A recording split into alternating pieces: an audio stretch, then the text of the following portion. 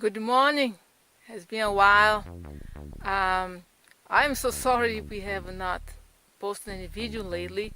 It's we have been quite busy because when you live in a place on your own and do everything, things happen, things break it, and then you have to somehow stop and fix it. Anyway, this time I would like to address a little bit about the off-grid situation living and what's happened in the world, which is the climate changing and how much it affects us.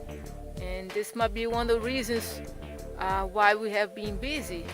It's hard when you try to make plans and plantation and things like that, and the weather is not reliable. You don't know what's gonna be. And I thought would be something interesting to talking about.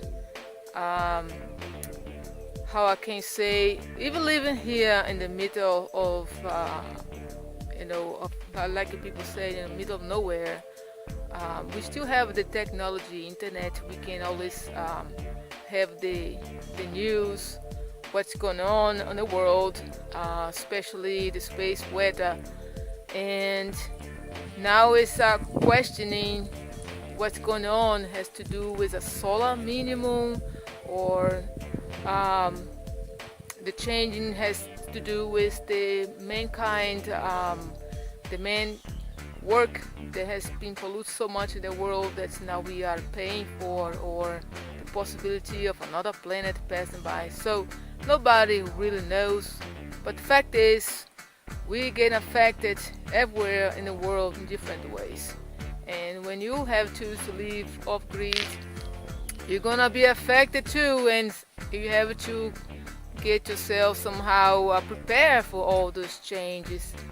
Um, and that's what I would like to talking about. Anyway, it's difficult for you to plant anything because here, for example, it's a climate, semi-arid climate, and we have already struggled to figure out what we can plant here that can grow and grow well. And well, when we try something, it seems to be doing okay, then the weather is no longer what it used to be based on the natives that live here. And so now we have to figure out, okay, what direction is going to go. It seems like the weather is going to get colder this year. For example, it's got much colder than it used to be. Now we are in today's October 1st. At this time of the year we start to experience warmer weather, and now I'm still dressed with long sleeves, and yesterday was warm, today is cold, and the tendency is it's going to get colder. There's a lot of volcano erupting all over the world right now, and it has been said that when that happens, the tendency is for the weather to cool off, and so it's with the to do with the solar minimum. I'm not sure, but I know this weather definitely got colder. So now we have to figure out, okay, which direction things go. If we live with a solar panel, another thing too, another reason also we have not posted much is because without solar panel, without power, in other words, we have solar panel, but without the sunlight, the solar panel is not as efficient. So you have to save some of your power. So you cannot be doing things in computer because it uses a lot of power in certain ways. And yeah, this making things change, make things a little bit slower. And I think it's something that anybody that want to live off grid nowadays in different parts of the world, I'm sure that some change there too, and need to be thinking well about those changes and how to plan they live in those places. I would like to show a little bit here. Besides that change, I am in the area where we live it in. It's a forest kind of. It is a forest. It's not a rain forest or rainforest. I'm sorry. Because it does not rain as often here, but it's a semi-Atlantic forest, and I decided to maintain, actually this whole end here, I'm trying to maintain that will recover and what is already there to leave. And the changes, the trees also look confused. They still have lost the leaves, had not come back yet. I've seen waiting for the rain to come. And at the same time gives you an idea about the semi-arid vegetation, how they looks like. So I might not be much in the picture. So you can see the road here still going to our property. This is going to the north gate outside our land, and then moving a little bit this way. Let's go back to our house. Okay, I'll see you soon. This area here, as you can see, we live in, as it is, it's native trees, leftovers from a long time period, which might have been, I would say, devastation to transform here in a farm. Thank God they did not succeed in destroy everything, and this is what's left. This particular area here I avoid to come through because it has been a sign of some I would call, say, onça, which is a leopard, a kind of leopard here from Brazil, and I have found footprints here. And I'm trying not to walk here much, not because I'm afraid of, but because I don't want to disturb. I believe that if he smells me, he will be scared and will not come back anymore. And I don't want to disturb whatever's living here in their own little piece. So you can see a little bit on the side. In that direction, going up to a serra. We're not going to be seeing the serra here so well because of the trees in front of it. And I'm going to turn to that side. You can see a little more about the other trees we have in an area here. They get quite tall. It might not be as tall as be found in Amazon. I thought that's as information of some things that people don't see much in the world. I think Brazil is all like Amazon, but it's not. We have some differences. I don't know if you can see there, but it is, I'm going to try to get bigger. There is the yellow part over there is a tree called pau d'arco, which is called also ipe, and it's flourishing. We are in the ending of our winter, and it's typical for them to flourish at this time of the year. It's a very good wood, and people use it a lot for construction and many other things, but unfortunately they don't really plant them.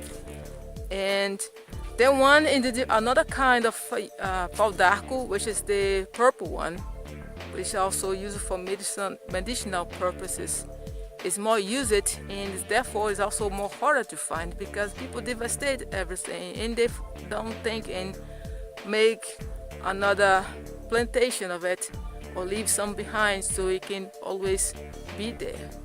So this is all in our property, and this is not big property as a big scale, but it's not too small.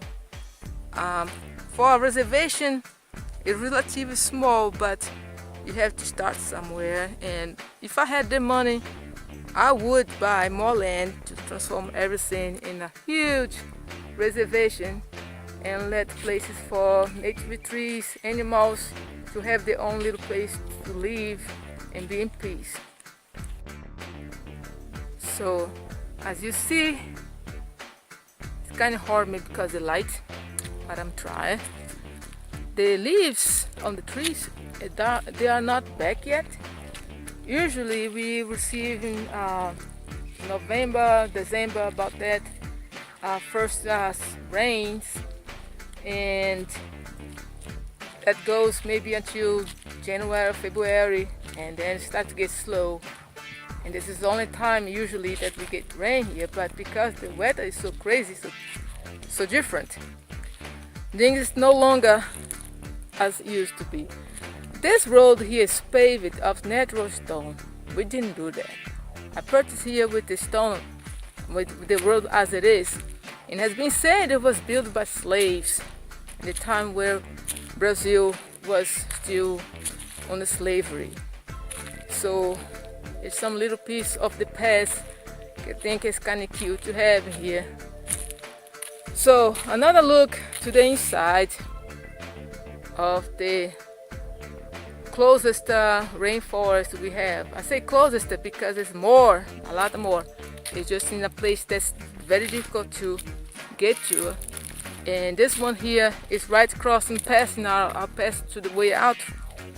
And I was just thinking that might be some interesting. Anybody can see. And I can tell you one thing, it's a wonderful feel to be able to walk around here and see all those trees. Sometimes I have little encounters with beautiful birds. One time I have a kind of a, we call coati, which I think is a species of raccoon from Brazil, cross with me here during the daytime. And very friendly, actually. Well, it didn't attack me or anything, it just crossed by, it didn't care for me, and it was kind of nice that way. So we see here in this area we have a lot of stones. It's the way because we are nearby the Serra, and it's supposed to be this area here one time was underwater. I don't know how many years or millions of years ago, but they have been founded. I have done some researches here, not myself, but scientists, and they found that this area here once was underwater. As you see, stones, you can see down behind, this is the Serra. We start to getting slowly getting out of the little passage to the little forest we have here. The forest goes all this way, and another portion down below, and the most of the forest is down right on the foot of the Serra. There's another view, shows again trees from here, tall trees, and also the way we came from. More trees. Well, to some people that means like nothing. For those like me that love nature, there is a lot.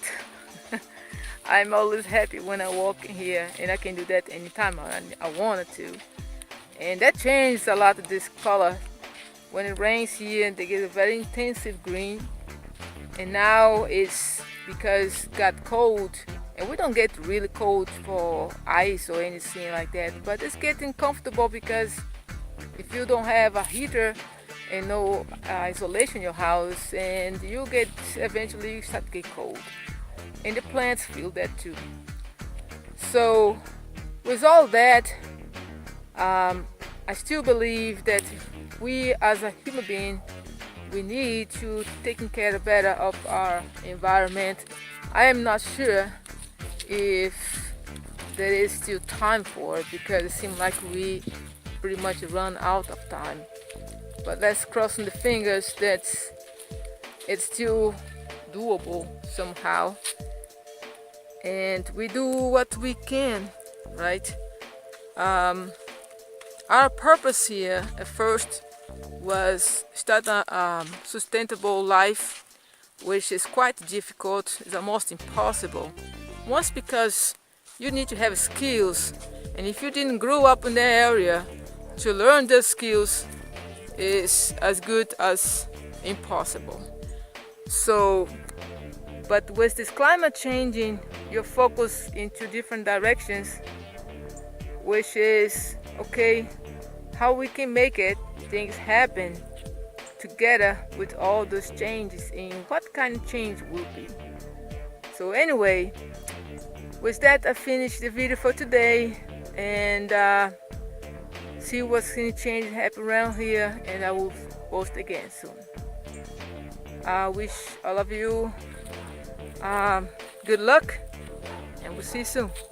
If you like it, remember, post the thumb up. And if you have any questions, please send me a message. I'll be happy to answer to anyone. Bye.